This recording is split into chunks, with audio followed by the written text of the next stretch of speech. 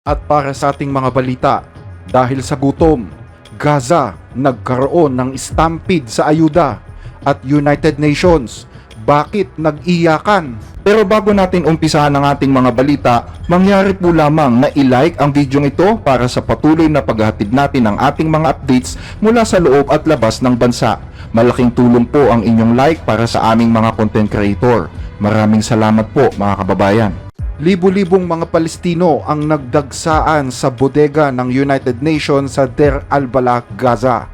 Nangyari ito dahil sa patuloy nakakarampot na tulong na dumarating sa Palestinian enclave na ngayon ay nasa bingit na ng matinding tagutom. Kasabay nito, naghahanda na rin ang Estados Unidos ng mga bagong mga kondisyon para sa isang posibleng ceasefire sa pagitan ng Israel at Hamas. Makikita sa mga bidyong ito ang mga tao na patuloy na dumadagsa at sapilitang pumapasok sa bodega ng World Food Program. Kinukuha ang mga sako at kahon ng mga pagkain habang madidinig pa sa paligid ang ilang mga putok ng baril. Ayon sa World Food Program ng United Nations, 2 ang naitalang patay dahil sa kaguluhang ito. Dahil sa pressure ng international community, tuluyan na ngang inihinto ng Israel ang 11 linggong blockade sa pagpasok ng mga tulong sa Gaza. Pumayag ang Israel na pumasok ang mga ayuda sa Gaza sa pamamagitan lamang ng 2 channel, ang United Nations at ang Gaza Humanitarian Foundation na hawak ng Amerika. Matatandaan na noong Miyerkules, kinundi na ng UN ang relief system na binuo ng US at ng Israel. Noong 18 ng Mayo, ipinagbigay alam ng mga otoridad ng Israel sa United Nations ang pagpayag nila na muling papasukin ang limitadong mga tulong para sa Gaza. Mula noon, kakarampot lamang ang supply na nakakapasok at naipapamahagi ng UN at ng mga katuwang nito. Pero ayon sa UN, may kukumpara lamang ang mga tulong na ito sa isang bangkang pangsalba para sa lumubog na barko. Bilang sagot dito, binatikos naman ng Israel ang United Nations at inakusahan na sila ang talagang humahadlang sa pagpasok ng mga ayuda. The UN Dapat nang itigil ng UN ang pagpapakalat ng takot at simulan na ang maayos na pamamahagi ng tulong. Isantabi ang pride, bitbitin ang mga ayuda, at gampanan ang kanilang tungkulin. Kasunod nito, nagbigay ng isang emosyonal na mensahe ang Palestinian Ambassador sa United Nations na si Riyad Mansour sa harap ng UN Security Council. Napaluha siya habang inilalarawan ang matinding pagdurusa ng mga batang Palestino sa gitna ng digmaan. And around 4,000. This is unbearable. How could anyone tolerate this horror?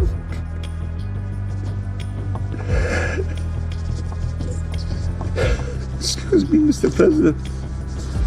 I have grandchildren. I know what they mean to their families. And to see this situation of the Palestinians without us having hearts to do something is beyond the ability of any normal human being to tolerate. Samantala sa Washington, sinabi ni US Envoy Steve Witkoff na umaasa pa rin siya na posible pa ring magkaroon ng tigil putukan at inaasahan din niya na makakabuo rin ng isang plano sa lalong madaling panahon. I think that we are on the precipice of Sa tingin ko, malapit na tayong magpadala ng isang bagong draft ng mga kondisyon na sana'y may hatid na sa atin ngayong araw na ito. Titingnan ito ng Pangulo, at may pakiramdam ako na posibleng magkaroon ng pansamantalang ceasefire at isang pangmatagalan at mapayapang resolusyon sa sigalot na ito. Pero tila hindi na umaasa dito ang ilang mga taga-Gaza. Ayon sa kanila, 600 araw na mula nang magsimula ang gera, pero hanggang ngayon ay wala pa rin daw pagbabago. Pinagdaanan na namin ang 600 araw ng digmaan, taggutom, at pagkawala ng tirahan. Binomba ang aming mga bahay. Hindi namin alam kung saan pupunta, at wala ng lugar na mapagtataguan. Saan kami pupunta?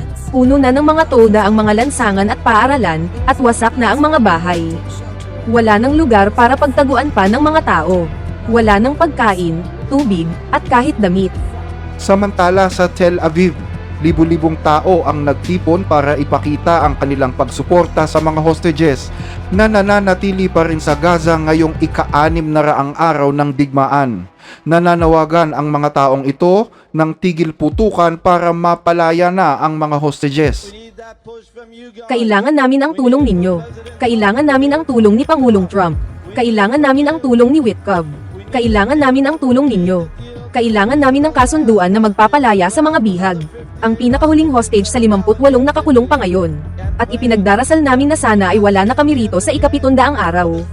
Kundi makita na namin na pinakawalan na ang pinakahuling hostage. Mula sa 251 hostages na tinangay ng mga Hamas, 57 na lang ang nananatili sa Gaza, kabilang ang 34 na individual na sinasabing patay na ayon sa mga Israeli military. Hawak din ng Hamas ang bangkay ng isang sundalo na hinuli nila noong digmaan noong 2014. Kaugnay pa rin ng pagdagsa ng mga taga-Gaza sa bodega ng United Nations, ipinagsigawan nila na mahal nila si Donald Trump. Nagkakaisa, nag-aawitan at nagpapalakpakan ang mga taga-Gaza para pasalamatan si Trump at ang Amerika matapos silang payagan na makakuha ng mga ayuda mula sa mga bodega na hawak ng US at ng Israel. Thank you, America!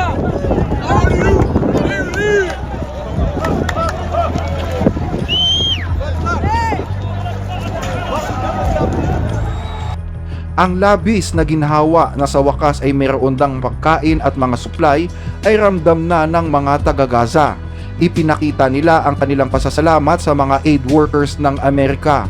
Ayon sa reporter ng Daily Wire na si Cassie Akiva, Ayon sa isang source sa isa sa mga lugar ng distribution sa Gaza, nagtayo daw ang mga Hamas ng roadblock para harangan ang mga taga-Gaza sa pagkuha ng ayuda. Pero sinira ito ng mga tao at sumigaw sila ng, "Salamat Amerika," matapos nilang marating ang lugar. nagpahayag din ng pasasalamat ang grupong ito.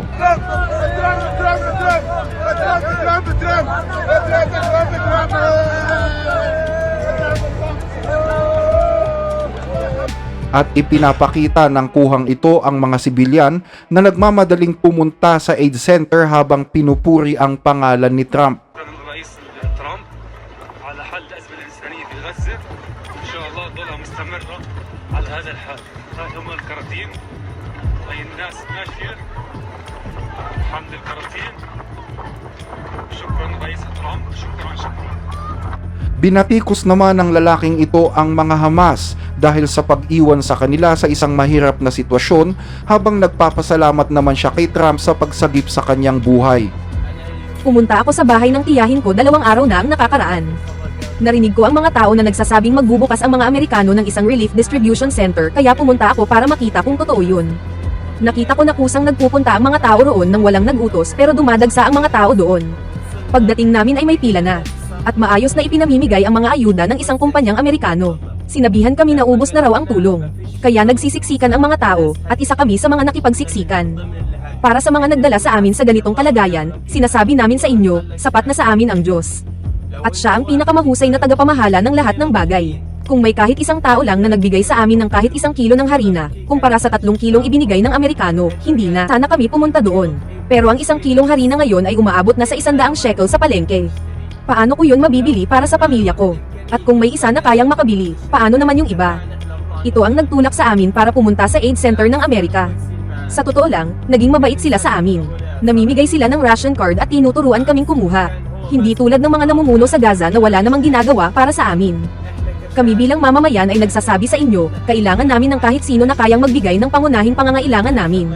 Kung meron man, wala sanang pupunta sa center ng mga Amerikano. Pumunta kami dahil kailangan. Kung nakikinig ang Hamas, bitawan nyo na ang mga tao. Naghihirap na sila, naghihikahos, may mga taong nagpapakamatay na. Habang taos-pusong nagpapasalamat kay Donald Trump at sa Amerika ang mga taga-Gaza, sinusubukan naman ng mga pro-Palestine activist at ng ilang mga Western media outlet na baluktutin ang kwento. At sinasabi nila na gawa-gawa lamang daw ang video at AI-generated ito. Pero isang senior journalist sa BBC ang nag-verify at nagpatunay na totoong mga larawan at video ang mga ipinapalabas. May mga kumakalat na maling balita na ang video na ito daw mula sa bagong Tel Al Sultan Distribution Center sa Gaza ay gawa-gawa lamang ng AI at peke. Pero ang video ay totoo at kuha mismo sa main entrance ng lugar na makikita rin sa satellite images, drone footage, at iba pang mga video. Isang online commentator din ang nagpahayag ng kanyang pagkadismaya sa mga nagsasabing AI-generated ang mga videos. Tama ka, nakakalungkot makita ang lawak ng kaguluhan sa paligid, pero siguro, kapag ang katotohanan ay hindi umaayon sa paniniwala ng isang tao, mahirap itong tanggapin. Parang mapait na gamot lang yan na kailangang lunukin. Pero may ilang mga aktivista na talagang ayaw magpaawat. Isang babae pa nga ang tila hindi makapaniwala at binatikos pa ang pamimigay ng ayuda sa kabila ng desperadong pangangailangan ng mga tao. Nakita nyo ba yung kaguluhan sa Gaza ngayon dahil kakaunti lang ang pagkain ipinamigay? Matapos nilang harangan ng 3 buwan ang pagpasok ng mga pagkain at gumawa ng taggutom sa lugar, sinimulan ngayong araw ang bagong plano ng Israel na suportado ng US para sa pamimigay ng ayuda. At nauwi agad ito sa kaguluhan.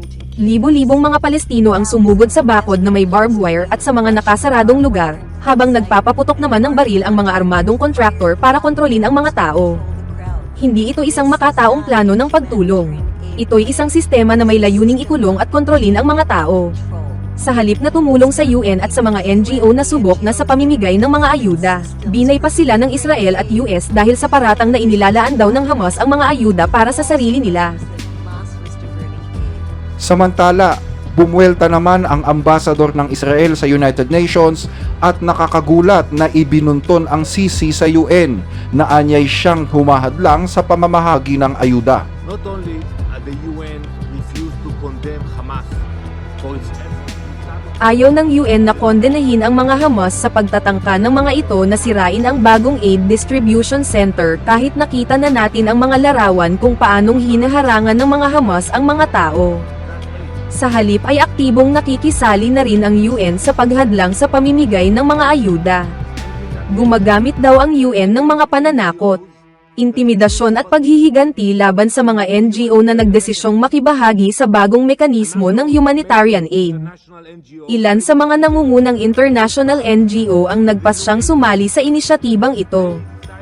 Binaliwala nila ang panawagan ng UN na i-boycott ang bagong mekanismo. Sabi nila, gusto naming subukan ito.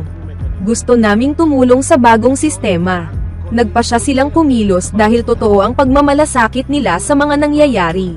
Pero malupit ang naging sagot ng UN dito. Para silang mga mafia.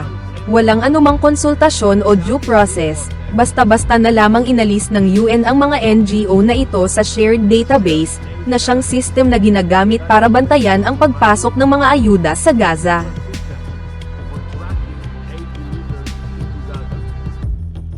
Hanggang dito ang ating mga balita. Regular naming binabasa ang inyong mga comment kaya huwag mag-atubiling i-share ang inyong mga opinyon sa mga napapanahong issue. Maraming salamat po sa inyong pakikinig.